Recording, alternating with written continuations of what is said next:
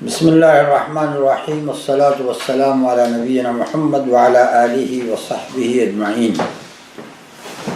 Today is 14th of Shaban, 1438 of Hijrah, 10th of May 2017.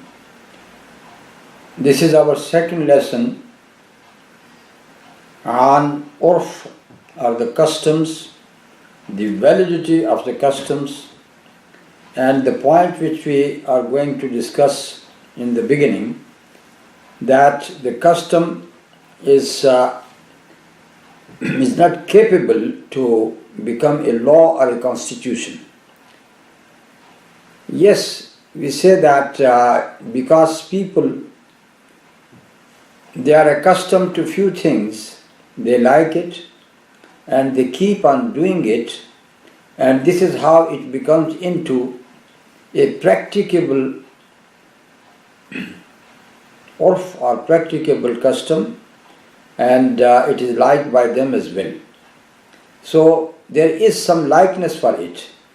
And as far as the law is concerned, the law which is written and coded, that law can regulate the lives of the people, but sometimes because of its rigidity, it becomes a bit of burden upon the people. I just remember that example that when you want to bring a person to this country from abroad, they used to say that to establish that the visitor got enough funds with him in his own country, he should show us a certain amount of funds in his bank account. So it means that this person got enough means to survive in his own country, and he is not coming to UK just for living.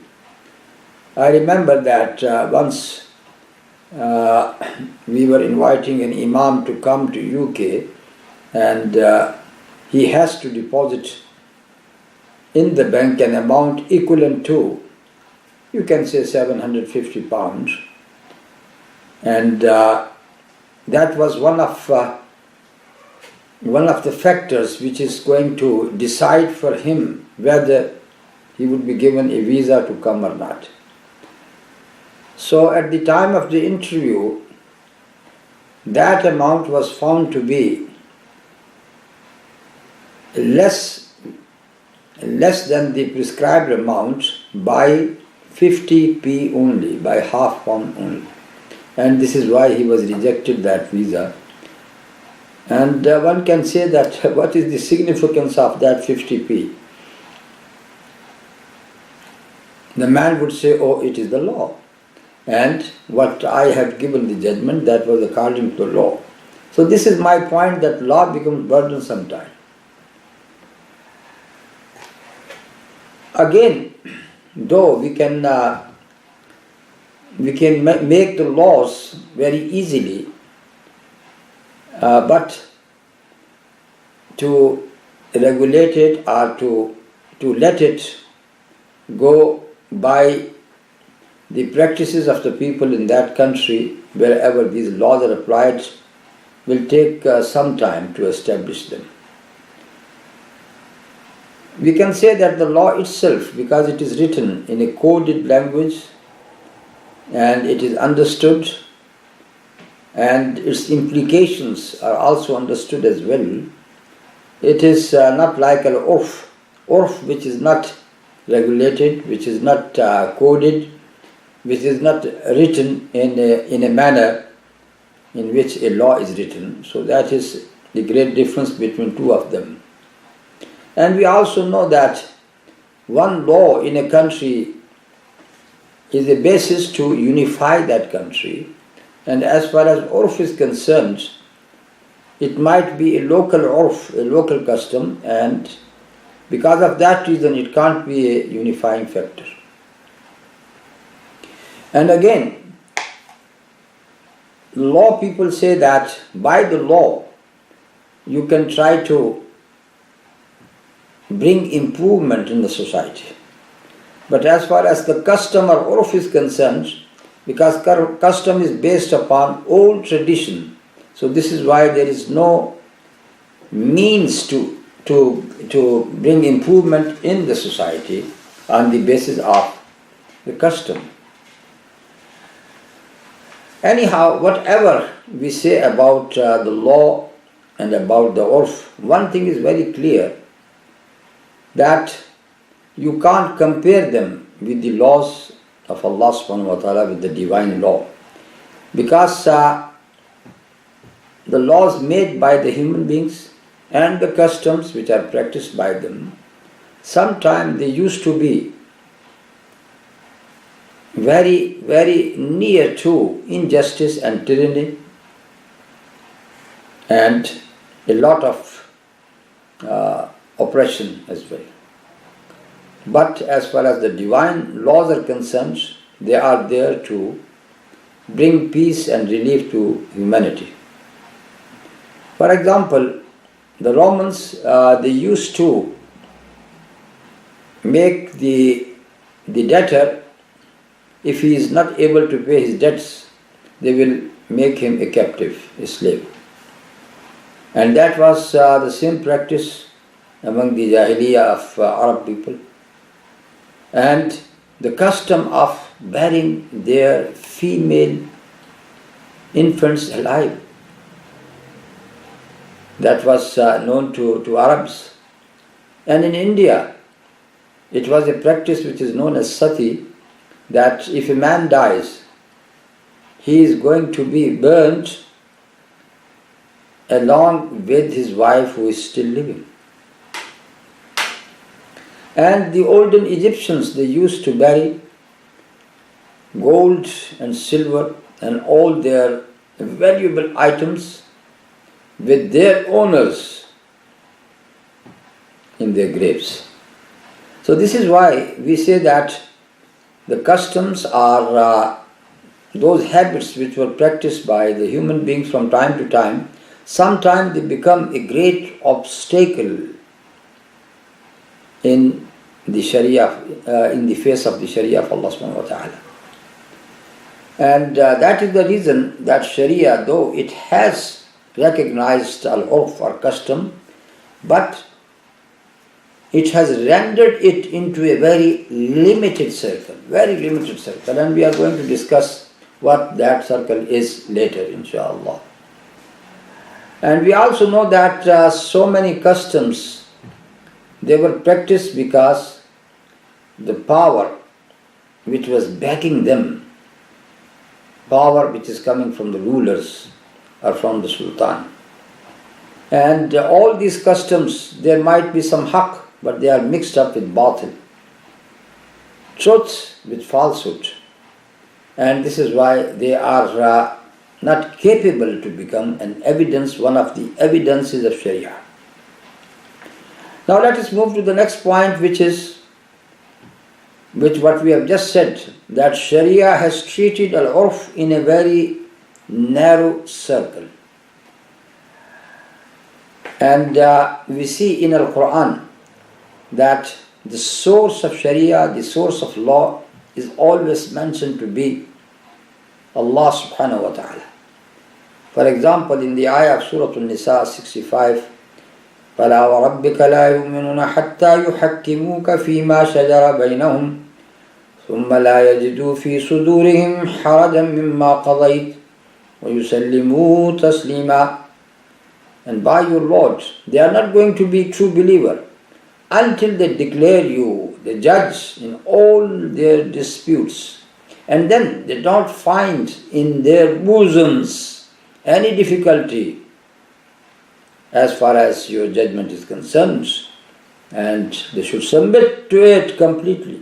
And Surah An-Nur, إنما كان قول المؤمنين إذا دعوا إلى الله ورسوله ليحكم بينهم أن يقولوا سمعنا وأطعنا.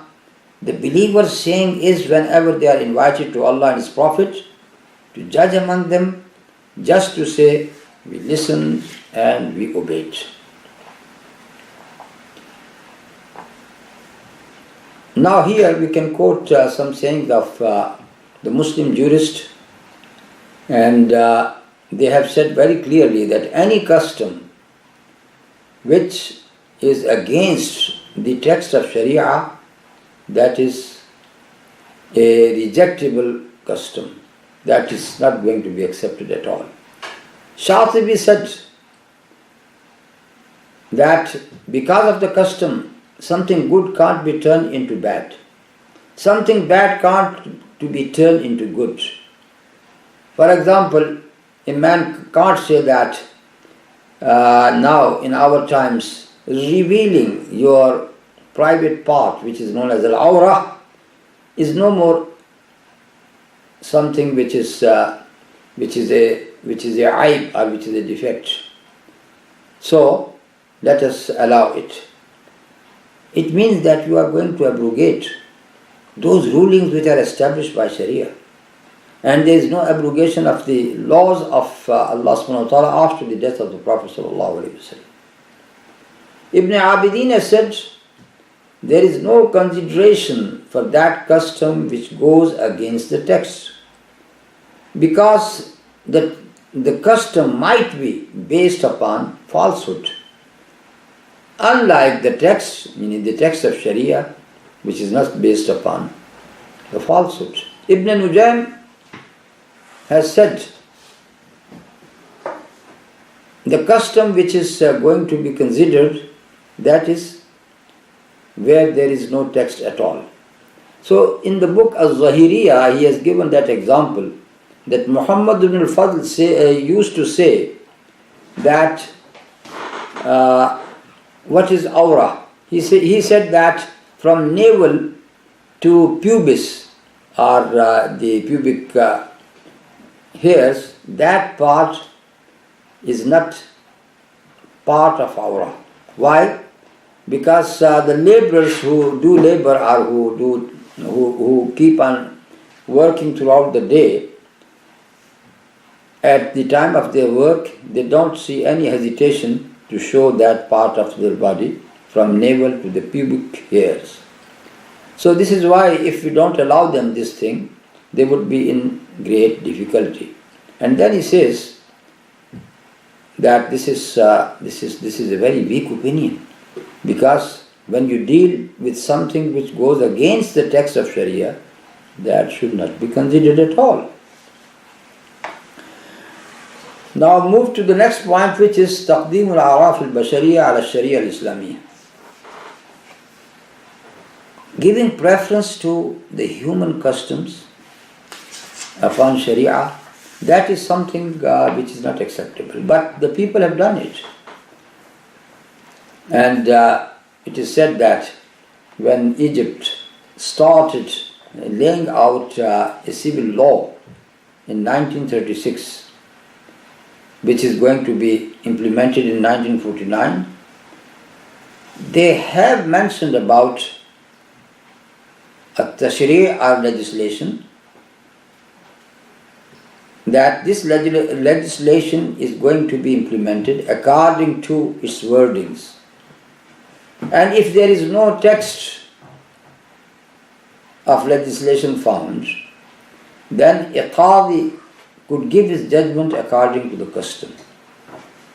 And if the custom is not found, then according to the natural laws and the laws of justice. And in the end, they said that by the time of giving his judgment, he should take into consideration Sharia as well, Islamic Sharia as well. So where is the position of Islamic Sharia? In the end, as the person was so shy to mention it, that because of the people and because the country is a Muslim country, they have mentioned it in the end. So this is why there was a lot of protest in Egypt by ulama on these wordings, and then they have to change it. But even the change was not very, very much acceptable. Now let us take some discussions about the validity of an urf or the custom. We have said that the Sharia has taken into consideration the custom in a very narrow manner, in a very narrow circle. What are these circles?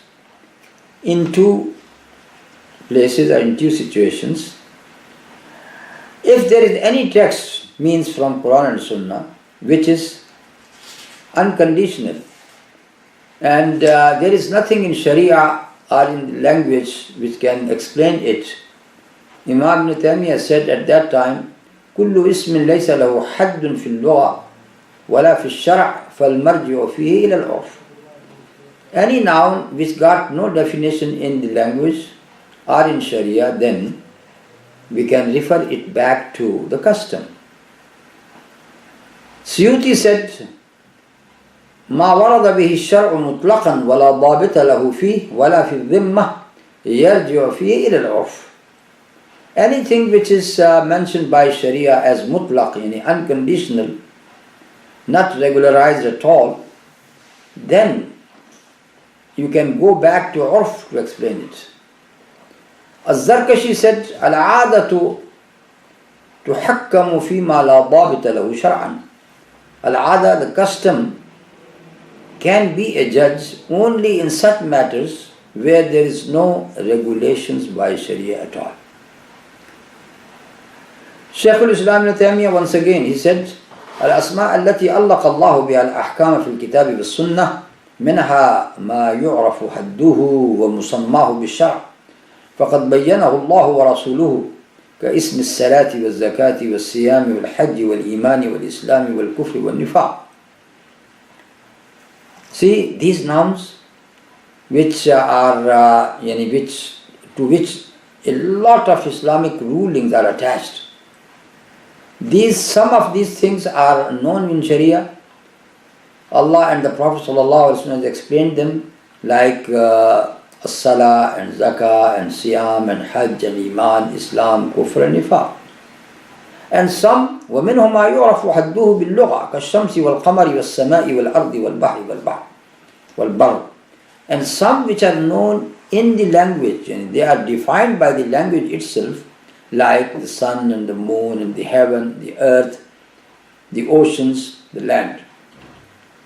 وَمِنْهُمْ مَا يَرْجِعُ حَدُّهُ إِلَىٰ عَادَةِ النَّاسِ وَعُرْفِهِمْ فَيَتَنَوَّعُ بِحَسَبِ عَادَتِهِمْ. And there are a few things we have to go back to the customs of the people, because these customs, they keep on changing or they keep on appearing in different forms. We have to go back to the customs of the people. For example, the word al-bay, which is sale, and nikah, marriages, wal-qabd, receiving the money, and dirham and dinar, all these names which are not defined by Sharia and which are not accepted by the people in just one form and one shape, but they keep on changing according to the customs of the people. So in such matters, yes, you can go to the war. So that is one circle. And the second circle in which we have to take off al-ahkam allati lam ta'mur biha sharia, such rulings which are not given in Sharia. Sharia did not command them, Sharia did not prohibit them. Or you can say that there are some rulings. Sharia wants these matters to be done, but Sharia is not concerned how they are done. So this is how the people can implement them the way they are accustomed to implement them. So these are the two circles in which the urf could be taken into consideration. Now let us take another point here, موقف العلماء من الاحتجاج بالعرف. What is the stand of the scholars of Islam when they come to legislate al-urf or take into consideration al-urf or the custom? So we have said that in these two circles, the jurists have accepted al-urf. So let me give some quotations from them. Sheikh Ahmad Fahmi Abu Sina, he said, اعتبر الفقهاء ولا اختلاف مذاهبهم العرف وجعلوه أصلا ينبني عليه شطر عظيم من أحكام الفقه. The jurists have taken al-urf, though they themselves they got a lot of dissensions among them, but they have accepted al-urf and they have made it into one of the principles on which many rulings of Sharia are based. Ibn Abidin has said, وَالْأُرْفُ فِي الشَّرْعِ لَهُ اعْتِبَارُ لِذَا عَلَيْهِ الْحُكْمُ قَدْ يُدَارُ. There is a consideration for urf in Sharia, and this is how some rulings are based upon it. And then he says that in so many issues, the customs and aada, the habit are taken into consideration. And this is why you will find these type of principles, which are known to be the maxims of fiqh. They said, مَا تُتْرَكُ بِهِ الْحَقِيقَةِ. When al-haqiqa, yani the reality of a thing, when it is going to be abandoned. Now, under it comes these headings. تُتْرَكُ الْحَقِيقَةُ بِالدِّلَالَةِ الْإِسْتِعْمَالِ وَالْعَادَةِ. Haqiqa, I mean the original meaning is to be abandoned because of the custom and the habits. Another heading is الثابت بالعرف ثابت بدليل شرعي. What is established by the custom is just like a thing which has been established by an evidence of Sharia. And in the book Al-Mabsut, it says الثابت بالعرف كالثابت بالنص. Anything which has been established by the custom is just like something established by the text. وقال القرافي said كل من له عرف يحمل كلامه على عرفه. Any people who got some customs, their conversation is to be understood according to their customs. Imam Bukhari has given this title in his Sahih, باب من أجرى أمر الأمصار على ما يتعارفون بينهم في البيوع والإجارة والمكيال والميزان وصننهم على نياتهم ومذاهبهم المشهورة. That is one of the chapter of Imam Bukhari. The opinions of those people who says that you have to go to the urf, the things which are known among the people as far as sales, lease, to weigh the things or to measure them, and their practices according to their intentions and their different ways of life, al-mazahib. Under it he has given this saying of Qadi Shuraih. Qadi Shuraih said to the weavers who weaves the woolen clothes, sunnatukum bainakum. What is your sunnah or what is your practice? That is going to be considered. So he said that whatever practices they know, that is known to be a sunnah for them, and that is acceptable. Under it he has given the example of Al-Hasan Al-Basri, that he has taken from Abdullah ibn Mirdas his donkey on rent. Hasan asked him for how much rent. He said, for 2 daniq. So he rode that donkey, and next time when he came to hire that donkey once again, he said, just bring me the donkey. And then he rode it. He did not ask anything. But when he finished his journey, he sent to him half of dirham.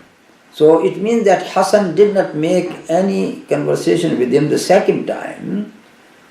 So he accepted the agreement which was done last time, though he has given him 1 more daniq. So it means that half of a dirham was 3 daniq. So instead of 2 dane, he has given him 3 dane. And Imam Bukhari also mentioned the hadith of Aisha, that is about Hind, the mother of Muawiyah, who said to the Prophet ﷺ that my husband Abu Sufyan is a very miserly person. So, is there any sin upon me if I take some of his money secretly? The Prophet said, خُذِي أَنْتِ وَبَنُوكِ مَا يَكْفِيكِ بِالْمَعْرُوفِ. Take you and your children what is enough for you according to the custom. So Aisha radiallahu ta'ala anha here seems to explain this ayah. وَمَنْ كَانَ غَنِيًّا فَلْيَسْتَعْفِفْ وَمَنْ كَانَ فَقِيرًا فَلْيَأْكُلْ بِالْمَعْرُوفِ. Actually, this ayah is about the person who is the guardian of an orphan. So Allah subhanahu wa ta'ala is saying that if that guardian is a rich person, he should keep away from that money which belongs to the orphans. But if he is himself is a pauper, is a poor person, then he can eat from that money according to the custom. Ibn Hajar also explaining the very same chapter, he says that you have not to go to the wordings at its apparent level, but you have to go to the custom to understand. For example, if a person comes to a country or to a town and then he buys and sells with coins which are not known to that people, that should not be allowed. Why? Because the people are not accustomed to deal with that type of money. Qadi Hussain, who is from the Shafi'iyah, he said, one of the 5 maxims of al-fiqh is go back to the custom, ar-ruju ila al-urf. He said that there are so many things where you have to follow the custom. When you want to ask about the thickness of the beard, which type of beard is very thick and which type is very thin, goes back to al-urf. And in the same way, what is to do a lot in the prayer and what is to do a little in the prayer, that is again to be judged according to al-urf. In the same way, what is mahrul mithl? And if a mahar is not fixed in the marriage, then mahrul mithl is to be fixed. So what is mahrul mithl? Mahar which is to be established or which is to be fixed according to those women who are like the woman in question. In the same way, what is kafa'ah? Who is equal to who? Is this man is equal to this woman or not? When it comes to maintenance, the maintenance in the marriage, same thing applies. Maintenance, housing, again you have to see the condition of that person, and according to his conditions you are going to make your judgment. In the same way, to establish what was the time of menses and what was the time of the purity for a woman, what is the longest period of pregnancy, all these things are to be established by the urf of the people. In the same way, if there are few types of action which are not regularized at all, for example, land which is dead, which is known, the land which is not cultivated by any person or not owned by any person, and you are allowed to take it, irrigate it and populate it. This is known as ihya al-mawat. That is again according to the urf itself. How to treat your guest? Of course, when you, for example, if you are in the guest room and the guest brings some fruits and places it in front of you without saying to you, eat. The urf is that as long as he has brought it in front of you, The custom is that yes, it is for you, you can take it. And in the same way, in your sale, how to receive the money, how to give the money, what is the gift and what is not gift, what is amana, all these things, they are to be practiced according to the urf of the people. And also is given some more examples. For example, the wordings of the oath, and in the matter of endowment, in the matter of wills, in the matters of the measurements of the things, are weighing them. In all these things you have to rely upon the urf of the people. Now we move to those evidences which are given to accept the custom. So, first of all, let us say that those people who allow to take urf into practice, they say, first thing is such type of texts which are mutlaq, meaning which got no explanation, and the explanation of which is given to, or is referred back to the urf of each and every country, and we are going to give a lot of examples later. And also they said, they have presented here a very famous principle, and that is Raf'ul Haraj. Raf'ul Haraj, to take away the difficulty. So what does it mean? It means that if people are accustomed to a certain ways of life, a certain way of life, a certain customs, so it would be very difficult for you, it would be very difficult for them to leave that custom if it is not practiced or if it is not taken into consideration. So this is why you have to take such customs into practice as well.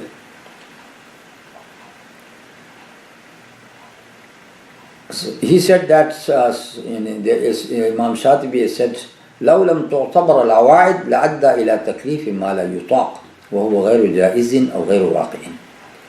If the habits are not taken into consideration, that is going to put you into a lot of difficulties, and this is something which is not acceptable in Sharia.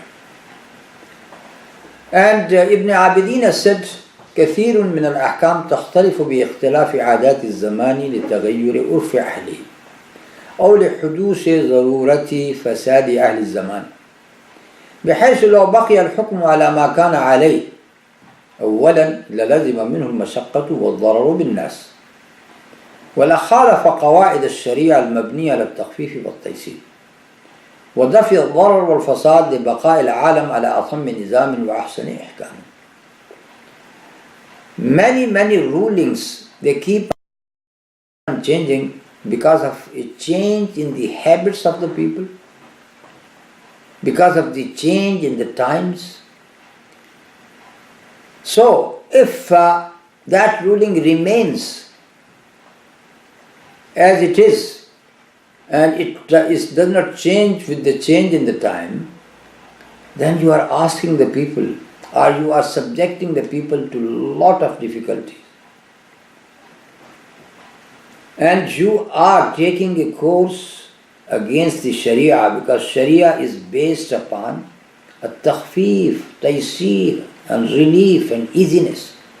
وَدَفْعِ الضَّرَرِ وَالْفَسَادِ. It is based upon expelling what is harmful, what is corrupted. Why? So that people should have a life which is a life based upon easiness and perfectness. Now the ayah which they present to prove their case, that is the ayah of Surah An-Nisa 199. خُذِ الْعَفْوَ وَأْمُرْ بِالْمَعْرُوفِ وَأَعْرِضْ عَنِ الْجَاهِلِينَ.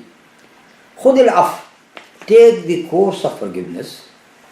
وَأْمُرْ بِالْمَعْرُوفِ, and command what is ma'ruf, what is recognized.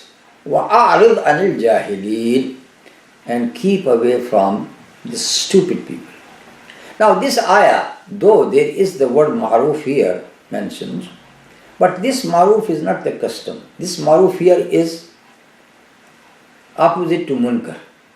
Something which is munkar, which is evil, opposite of that is al-ma'ruf, which is something good. So this ayah is actually speaking about makarim al-akhlaq, the good characters. This is why Ibn al-Athir has said, هو اسم جامع لكل ما عرف من طاعة الله والتقرب إليه والإحسان إلى كل الناس وكل ما ندب إليه الشرع ونهى عنه من المحسنات والمقبحات وهو من الصفات الغالبة أي أمر معروف بين الناس إذا رأوه لا ينكرونه. The summary of what he is saying is that ma'ruf is something which is recognized among the people. When they see it, they are not going to see it as something unknown to them. And this is why it is a collective name for all such things which are known among the people, whether it is the obedience of Allah subhanahu wa ta'ala, whether it is the good actions to be near to Allah, whether it is to do good to the human beings. All those things which are recommended by Sharia are prohibited by Sharia. All these things are meant by the word ma'ruf. And here I also mention about this narration from Al-Bari that the Prophet ﷺ asked Jibreel when this ayah was revealed, what does it mean? He said, إِنَّ اللَّهَ يَأْمُرُكَ أَن تَصِلَ مَنْ قَطَعَكَ وَتُعْطِيَ مَنْ حَرَمَكَ وَتَعْفُوَ عَمَّنْ ظَلَمَكَ. Allah subhanahu wa ta'ala is asking you, commanding you to join who cuts you, to give who deprives you, to forgive who commit injustice to you. So it means that these three commandments which are given in this ayah, خُذِ الْعَفْوَ وَأْمُرْ بِالْمَعْرُوفِ وَعَارِضْ عَنِ الْجَاهِلِينَ, they are covered by the reply of Jibreel alayhi salam. Ja'far al-Sadiq has said that Allah subhanahu wa ta'ala has commanded in this ayah His Prophet to practice the best character, makarim al-akhlaq. So we can say that this ayah got nothing to do with urf, but it concerns makarim al-akhlaq, or the good habits, or the good characters. We can say that it means ما عرف حسنه ووجب فعله وهو كل ما أمرت به الشريعة. Al-Ma'ruf means anything the beauty of which is known, and it is also implied that it should be done. Everything which is commanded by Sharia comes under urf. So that is about this ayah. Now the second hadith, the second evidence, which is the hadith, مَا رَعَاهُ الْمُسْلِمُونَ حَسَنًا فَهُوَ عِنْدَ اللَّهِ حَسَنًا. They say that this is a marfu hadith. Whatever the Muslims have taken as good, it is also good with Allah subhanahu wa ta'ala. But this is not a marfu hadith at all. Al-Alai said, as reported by As-Suyuti, that I could not find an isnad for that hadith. It is a saying of Abdullah ibn Masud. And Al-Ajluni has confirmed this, that first of all, this hadith has been narrated with a Hasan isnad, but to Ibn Masud only. And secondly, this mawquf hadith is narrated by Imam Ahmad, not in Musnad, but fi Kitab al-Sunnah. And Al-Ajluni also said that it has been transmitted by Al-Bazzar, Al-Tayalisi, Al-Tabarani, Abu Nu'aym, Al-Bayhaqi. All they go back to Ibn Masud. So these are the evidences upon the validity of urf. And we can understand that there is no valid argument at all. One ayah which does not cover the urf, one hadith which is not the saying of the Prophet ﷺ, but it is the saying of Abdullah ibn Mas'ud. Now move to the next discussion. Al-urfu laysa dalilan mustaqillan min adillatil ahkam. We must know that urf is not an independent, a separate principle from among the principles of Sharia. It is not an independent one. And here, the compiler of this book has said that two great ulama, contemporary ulama, they have said so. One is Sheikh Ahmad Abu Sina. He said, by all this discussion we come to know that urf by itself can't be taken as a measure for goodness. It can't be taken by a faqih to become an evidence for such rulings which can bring tanzeem among the people, which can make the relations among the people strong. مَا لَمْ يُعَيِّدْهُ أَصْلٌ مِنْ أُصُولِ الْفِقْهِ. As long as it can't be until it is supported by one of the principle of fiqh. And then he says, إِنَّ الْعُرْفَ فِي هَذِهِ النُّصُوص لَيْسَ دَلِيلًا عَلَى الْحَقِيقَةِ وإنما هو دليل ظاهر فقط وبانضمام النظر يرى دائما مردودا إلى دليل آخر من الأدلة الصحيحة. We can say that urf, according to all this discussion, is not a separate independent dalil. It can only be considered when it is supported by another dalil, another evidence. The second alim, السيد صالح عوض, he says في الحديث عن مدى اعتبار العرف في التشريع تبين لنا أن العرف ليس مصدرا من مصادر التشريع ولا دليلا بالمعنى الذي تطلق عليه كلمة مصدر أو دليل. Now with this discussion we come to know that urf is not a source among the sources of Sharia. It is not even an evidence as far as the word evidence is concerned. Similar thing is said by Shaykh Abdul Wahhab Khallaf. He is a great scholar as well.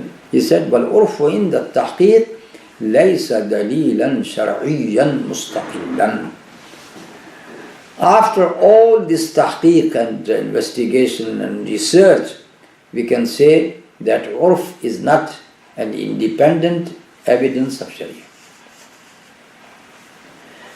Now let us come to those conditions which should be found in that custom which we are going to take into consideration. So what are these conditions? The first condition is al-urf should not go against Sharia. Because if urf is going to oppose a text from Sharia or a principle of the principles of Sharia, فَإِنَّهُ عُرْفٌ بَاطِلٌ, then it becomes false. No, it is a false urf. So that urf which is going to declare haram as halal, halal as haram, goes against the Sharia, it is not ma'ruf, it is munkar. That munkar which should be expelled. For example, if the people they are accustomed to eat or use the interest money, the women they start to come out exposing themselves. All such munkar actions which were done in the weddings, and also at the time of the funerals, the contracts of gambling, and in some countries the women are not given their share in the inheritance. In some countries, the people, they don't do anything except after taking bribery. And in some countries, some people, some men, they wear gold and silk. So all these things, they are against the Sharia. So if the people, they are accustomed to do them, it does not mean that they will become jais or allowed. The second condition, أن يكون العرف مضطردا أو غالبا. Second condition is that this type of urf should not be a localized urf. It should be known to most of the people, to the majority of the people. This is the meaning of muttaridan. Yani in many cases you will find, yes, that urf is there. Suyuti said, إنما تعتبر العادة إذا اضطردت فإن اضطربت فلا. The habit is going to be considered when it becomes muttarid, and it becomes practicable in most of the cases, in majority of the cases. But if that is not the case, then it should be rejected. Imam Suyuti also said, or he has referred this saying to Imam al-Haramain, في باب الأصول والثمار, and he was discussing about the fruits. كل ما يتضح فيه اضطراد العادة فهو المحكم ومضمره كالمذكور صحيحا. Anything where the custom is prevalent, then it should be acceptable. And even if it is not, mentioned, still it would be just like a custom which is mentioned. The same is said by Ibn Nujaym. إنما تعتبر العادة إذا اضطردت أو غلبت. The habit is to be taken into consideration when it becomes an action of majority. And then he gave the same example that if in a certain country dirham and dinar are not known, and you go there and try to use dirham and dinar, which is against those type of currency which is used by that people, then your action would be rejectable. In the same way, if the traders or the merchants in a certain market, they know that few things are to be sold at a certain price on a certain day, for example on a Friday, everybody knows that today the price would be this. Then we have to take that off our custom. Why? Because all the people agree to it. This is why in one of the maxims of Sharia they said, Al-Ma'rufu kal-Mashroot. The thing which is known by custom is just like the thing which is known by the conditions.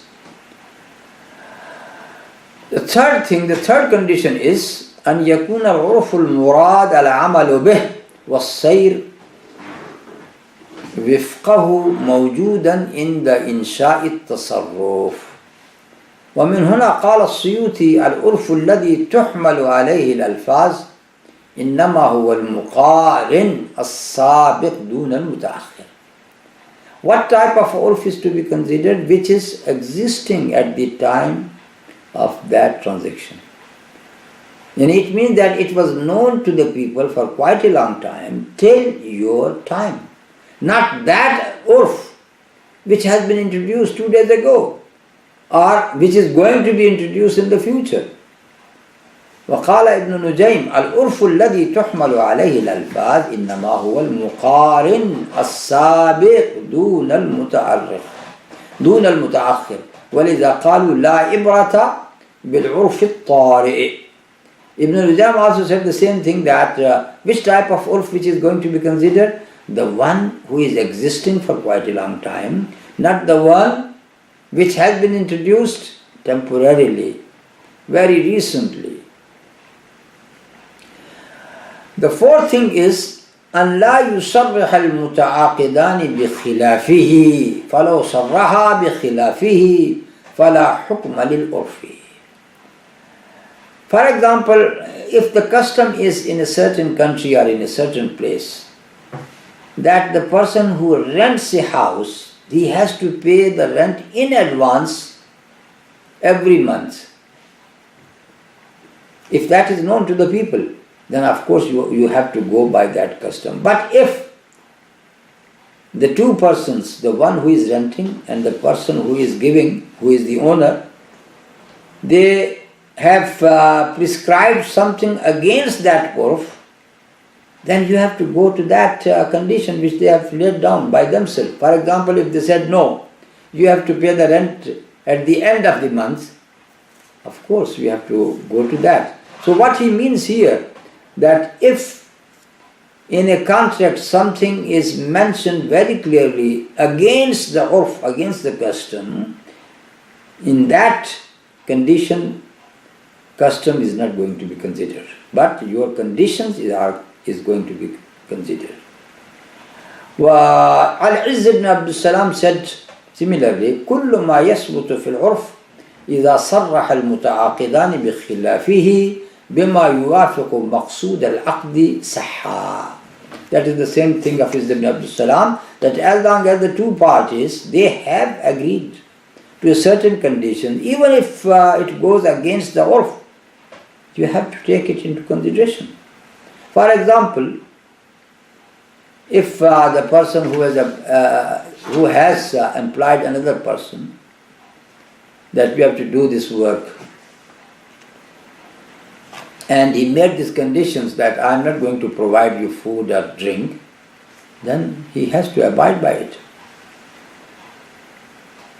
And in the same way, if he has prescribed to him that, all right, you can pray fard prayer only, not sunnah, because the sunnah is not obligatory. So you have to pray obligatory prayers only. So similarly, you have to abide by that. Why? Because to pray the full prayer, fard prayer and sunnah prayer, even when you are working for someone, that is based upon the urf, that nobody is going to challenge it. But if there is someone who says, all right, you can pray your fard and sunnah you can pray later, then of course that could be acceptable. So here we have to stop, and inshallah we think that we may cover the remaining part of this book in our next lesson, so we can finish it in 3 lessons. Today is the second one, so we might finish it in the 3rd lesson. وصلى الله تعالى على نبينا محمد وعلى آله وصحبه أجمعين. والسلام عليكم ورحمة الله. Sheikh, there's a few questions by brothers. I mean, some are related, but some are not. The first one, I mean, if we can just quickly share. Using the words Khuda Parvardigar, is it permissible? Because some scholars, like Hafiz Nalab Madni, I know they say that the meaning of Khuda is Persian, it means one who comes on his own. It's not suitable. But many other Al-Hadith scholars in their books, Hafiz and Shaykh al-Islam Sallam, I mean, they said many others, they use it. So is the custom, I mean, once if it's not used for its original meaning, how do we do? Because Parvardigar, it's okay, it's just a translation, like Lord and others. But the words Khuda, because Pakistani people say Khuda Hafiz mostly, and so is it acceptable if if people take this urf and the meaning of Khuda? I can say that it is just like the other terms. For example, the term Salah, in our language we say namaz, and in the same way for fasting we say roza, zakat, still we say zakat. For hajj we still say hajj. And some of the terminology which is translated in our language, in the same way it has been translated into other languages in English. For example, for salah you say prayer, and everybody understands that what means prayer. So because of that reason, I would say that in the speeches, let the people understand what I am saying.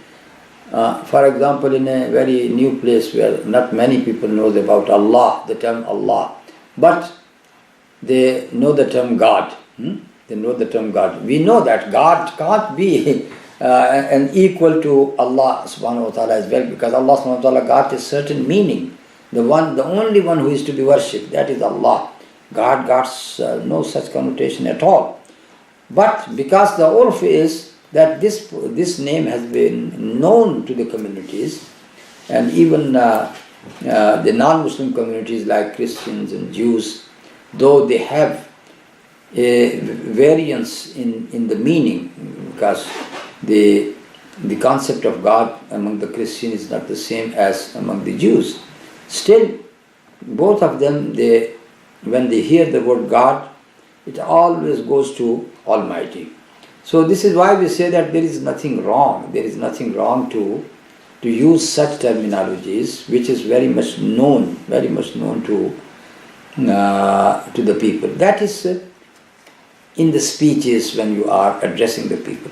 But when you are alone and you are making dua to Allah subhanahu wa ta'ala, then at that time you should stick to the real terms. You say, Ya Allah, Ya Allah, Ya Allah, help me. Even you are saying in English, but say Ya Allah. Don't say Ya Khuda. So here we can say that when you are addressing the people, here comes the urf. Because people, they don't know, or they don't know much about Allah. So this is why when you say God, they would understand it. Once this term is better known among the people, then of course there is nothing wrong. As we say that urf yataghayyar bitaghayyur az-zaman wal makan. Urf keeps on changing by the change of the time and the place. So if the urf is changed completely, then of course we will come back to the same terminology, which is Allah, as far as God is concerned. But in our subcontinent, because of the dominance of the Persian language, and even the Urdu is very much influenced by Persian as well, the word Khuda is very much known. So many poets, they have used this word. And they also use the word Allah because both words are known to the people. So I myself, I would say that as far as addressing the people in your speeches, there is nothing wrong. But when it comes to dua, then you should say Allah. Jazakallah. Sheikh Sahib, a question that the brother is asking in regards to the works of scholars which are translated in English. They said, is it right to put a copyright on Islamic knowledge? Because he said the translator, publisher, they put a copyright on it. So is it right to put a copyright on Islamic knowledge?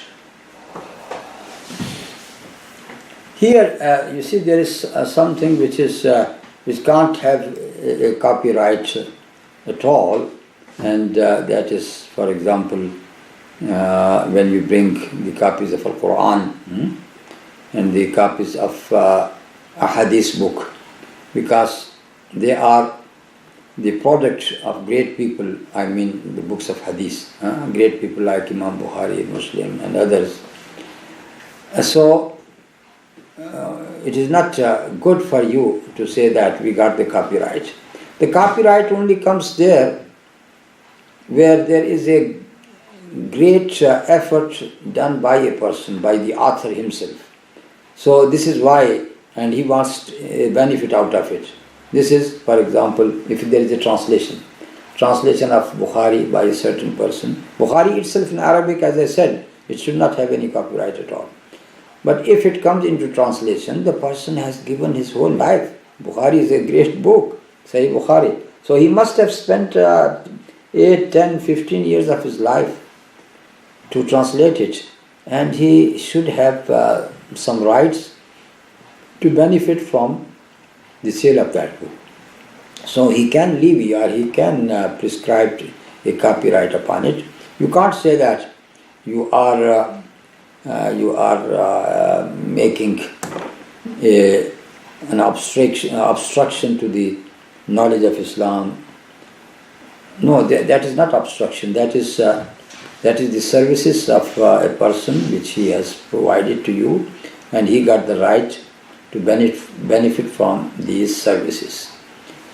But there are people who would say, yes, I don't want any benefit out of it. Let it be spread to the people, let it be known to the people without any benefit to me. That is a great thing. So many people, they have done it. And they say that I got no copyright, this is something free, anybody can benefit out of it. So again, as we have said that, the urf is copyright. The urf itself is the copyright, because that is something which you have invented or you have written, so it becomes your own product. But if you want to go against that and you say, no, I don't want any copyright, then of course that would be something free for all. So this is how I have to take it. Any matter, any material or any translation or any rendering of translation which is done by a scholar, they say that there is a certain time limit for that, to hold that copyright. For example, the translation which was done by Abdullah Yusuf Ali. Now Abdullah Yusuf Ali is no more there, he has died. And there is no one from his progeny who claims any copyright as well. So there are some legislators who say that this copyright goes only to certain years, like 30 years. So after that there should be no copyright at all. And I agree to this type of condition, because a person who might have written that translation at the age of 40, so he can benefit until the last days of his life, when he is at 70 or at 80. After that, that should be free, and people should get benefit out of it freely. Wallahu alam. Jazakumullah.